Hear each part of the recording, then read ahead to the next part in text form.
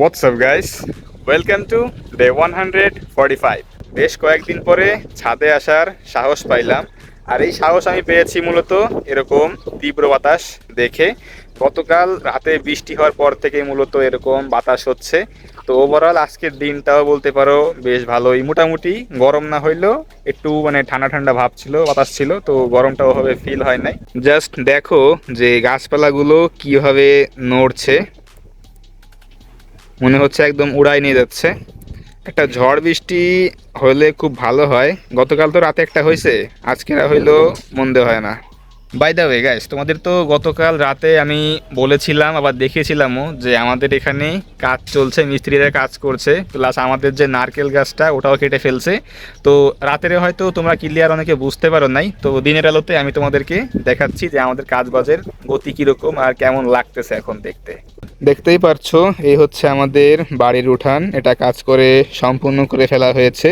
আর তোমরা যদি ওইখানে একটু দূরে খেয়াল করো, ওই কোনায় ওখানে হচ্ছে বালি আর সিমেন্ট মিশিয়ে একটু ওই ইটের ফাঁকে ফাঁকে একটু ভরে দেওয়া হয়েছে, যেন ওইখানে বৃষ্টি হলে যেন বালি ফাঁক থেকে বের হয়ে না যায়। এর জন্য ওখানে একটু ভালো করে শক্তপোক্ত করে বালি সিমেন্ট ভরে দেওয়া হয়েছে ওইখানটা জাস্ট।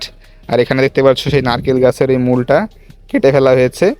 এখন কেমন একটু ফাঁকা ফাঁকা মনে হয়, বুঝছো? আমি এখানে আসলে কিছু একটা মিস করি। আগে এই জায়গাটা পুরোই একদম একটা গাছের ছাউনি ছিল, অনেক চেঞ্জেস এখন আমার লক্ষ্য করতে পারছি। তো গাছটার জন্য আসলে খুব মায়া লাগতেছে আমার। অনেক পুরনো একটা গাছ, আমার জন্মের পর থেকে আমি গাছটাকে দেখতেছি। তো এই হচ্ছে আমাদের বাড়ির আপডেট। এবং এখানে এখন আগের থেকে ভালো উঁচু হয়েছে, মোটামুটি 8 থেকে 9 ইঞ্চির মতো উঁচু হয়ে গেছে। তো এখন আর পানি জমে থাকার চান্সটা নেই বলা যায়। আর এই হচ্ছে আমাদের রাস্তার কাজ, মিস্ত্রিটা আজকেরা করে গিয়েছে। এখান থেকে ইট উঠাইছে, ইট উঠানোর পরে ওখানে বালি বসাইছে। আর পাশ থেকে এক সিরিয়াল বাই সিরিয়াল ইট কাঁথে তোমার বসিয়ে দিয়ে গিয়েছে। তো আগামীকাল পর্যন্ত লেগে যাবে কাজটা পুরোপুরি কমপ্লিট করতে। দেখা যাক এরপরে ফাইনাল লুক কেমন আসে।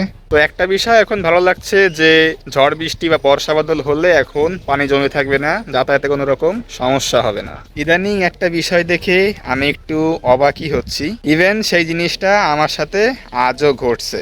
ব্যাপারটা হচ্ছে, বেশ কিছু কাস্টমার আমাকে এই কয়দিনে নক করেছে এবং তারা একদম জেনুইন, তারা আমাকে নক করেছে এবং বেশিরভাগ লোক সবাই আমার কাছ থেকে প্রোডাক্ট নিয়েছে। এখন এই বিষয়টা তোমাদের অনেকের কাছে অবাক নাও লাগতে পারে, বাট আমার কাছে অবাক লাগছে। কেননা এরা সবাই হচ্ছে একদম অর্গ্যানিক কাস্টমার। এদেরকে আনতে আমার কোনো রকম টাকা খরচ করতে হয়নি, কোনো রকম অ্যাড দেওয়া লাগে নাই, এরাই আমাকে খুঁজে বের করছে। আমি যখন ফেসবুক ইনস্টাগ্রামে অ্যাড চালাই, বেশিরভাগ কাস্টমার ওই সময় আমাকে নক দেয়, প্রোডাক্ট পছন্দ করে, প্রোডাক্ট কিনে, সমস্ত রকম সেলস কনভার্সন ওই সময় হয়। অর্গানিক সেল মাঝে মধ্যে দুই একটা হয়, তবে সেটা ধরার মতো তেমন কিছু না। এতদিন যাবৎ যারা আমার কাছে অর্গানিকভাবে আসতো, তারা জাস্ট খালি প্রোডাক্টের দামটা শুধু শুনতো, কেনা বেচার কোনো রকম সিন এখানে হয়তো না। তো ইদানিংকালে আসলে হচ্ছে কি, অর্গানিক্যালি যেই সব কাস্টমার আমার কাছে আসছে, ওরাই হচ্ছে আমার কাছ থেকে প্রোডাক্ট নিয়ে যাচ্ছে। এবং সেটার পরিমাণ ইদানিং এই বেশ কয়েকদিন যাবৎ আমি খেয়াল করছি, ভালো একটা রেসপন্স আমি পাচ্ছি আলহামদুলিল্লাহ। তো এই জিনিসটা আসলে আমাকে খুবই সারপ্রাইজ করছে যে আমি কোনো রকম অ্যাড চালাচ্ছি না। ইভেন আমি আমার ফেসবুক পেজে রিসেন্টলি কোনো রকম সেলস পোস্ট বা কোনো রকম পোস্ট আমি করছি না। তোমরা যদি আমার ফেসবুক পেজে যে দেখো, আমার লাস্ট পোস্টটাও বলতে গেলে গত ঈদেরও অনেক আগে। তো আমি আসলে বুঝে উঠতে পারছি না যে আমাকে আসলে রিসেন্টলি মানুষ কীভাবে এত বেশি রিচ করতে পারছে। হ্যাঁ, আমি তখনই বিষয়টা মানতাম যে আমি রেগুলার আমার পেজে বারবার পোস্ট করছি, বারবার আমার আপডেট দিচ্ছি, ভিডিও রিলস বানাচ্ছি, কন্টেন্ট বানাচ্ছি, তাহলে হয়তো একটা কথা ছিল যে না, কাস্টমার আমার কন্টেন্ট দেখছে, সেই আঙ্কিকে সে আমাকে দেখছে দেখছে আমি রেগুলারলি কাজবাজ করছি, অ্যাক্টিভ থাকছি, সে আমাকে নক দিচ্ছে। বাট আমার লাস্ট পোস্টটা হয়তো এখান থেকে আরও 1.5-2 মাস আগে করা। আমি ফেসবুক পেজে খুব একটা অ্যাক্টিভিটিস এখন শো করছি না, বাট তারপরে আসলে রিসেন্টলি এরকম একটা রেজাল্ট, এরকম একটা পারফরমেন্স আমাকে আসলেই ভাবাচ্ছে। তবে আলহামদুলিল্লাহ, আমার জন্য বিষয়টা খুবই ইতিবাচক।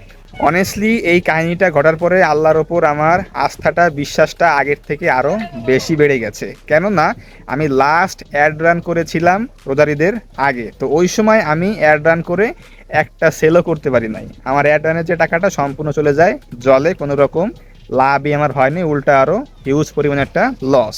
তো সেই ক্ষেত্রে আমি একবারে বলতে গেলে ভেবেছিলাম যে আমার টাকাটা সম্পূর্ণ পানিতে চলে গেছে। তো তারপরে দেখো, আল্লাহর কি কুদরত, আল্লাহর কি রহমত, দেখো আমাকে কোনো রকম অ্যাডের জন্য টাকা স্পেন্ড করতে হয় নাই, এমনিতেই অর্গানিক্যালি আমার কাছে কাস্টমার চলে এসেছে। তো আমার কিন্তু সেই অ্যাডের টাকাটা কিন্তু বলতে গেলে আলহামদুলিল্লাহ আস্তে আস্তে রিকভার হয়ে যাচ্ছে আলহামদুলিল্লাহ। এতদিন যাবৎ আমি অনলাইনে আর বিভিন্ন জায়গায় শুনতাম যে ব্যবসা করলে নাকি আল্লাহর উপর আগের থেকে আরও বেশি ভরসা বিশ্বাস বেড়ে যায়, এটা আমি শুনতাম। বাট এখন এটা আমি এখন মানে নিজে ফিল করতে পারছি, বুঝতে পারছি যে কেন এরকমটা আসলে লোকজন বলা বলি করে। এটা আসলে একটা সত্যি কথা যে যদি কোনো সত্যিকারের একজন মুসলমান ব্যবসা শুরু করে তাহলে তার আল্লাহর প্রতি বিশ্বাস এবং ভালোবাসা আগের তুলনায় কয়েক গুণ বেড়ে যাবে।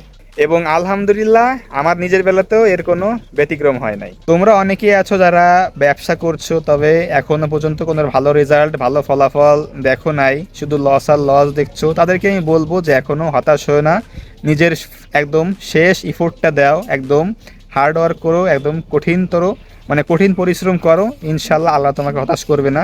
তিনি সময় হলে তোমাকে তোমার প্রাপ্য ফলাফলটা দিয়ে দিবে। যদিও ব্যবসাতে আমার তেমন কোনো অভিজ্ঞতা নেই, অনেকের থেকেই আমি ছোট পিছিয়ে, বাট আমার এই 2 বছরের জার্নিতে যে পরিমাণ অভিজ্ঞতা হয়েছে, এক্সপিরিয়েন্স হয়েছে, তার আলোকে তোমাদেরকে আমি এই সাজেশনটা দিলাম, আশা করি ফলো করবা। ওয়েল গাইস, তো রাইট নাও আমি একটু ছাদে একটু ফ্রি টাইম পাস করি, একটু মাইন্ডটাকে একটু রিফ্রেশ করি। দেখা হচ্ছে একবারে রাত্রে, stay tune. Alright guys, welcome back.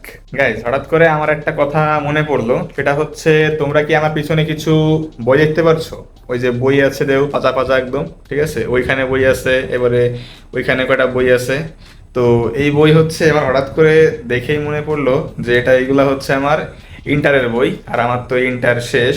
তো এখন সময় হয়েছে এগুলোকে সেল করে দেওয়ার। এইগুলা তো পুরানো বই, তো পুরানো বই তো তেমন একটা দাম পাওয়া যায় না। আমি এইগুলা কিনেছিলাম একদম পুরন বই, আমি হচ্ছে যেই ব্যাচের ছিলাম তার থেকে আরো 2 থেকে 3 বছর আগের ব্যাচের বই আমি কিনেছি। তো সেটা তো অলরেডি পূরণ হয়েই আমি কিনেছি, তারপরে এটা এখন আরো বেশি পুরনো হয়ে গেছে।